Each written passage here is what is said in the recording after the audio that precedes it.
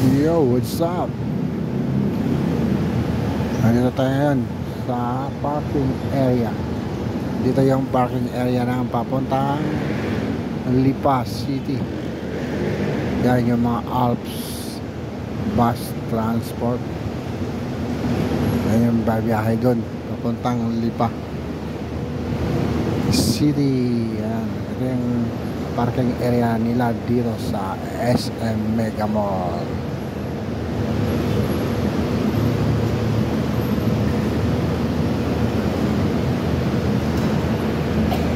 Papuntang Lipa.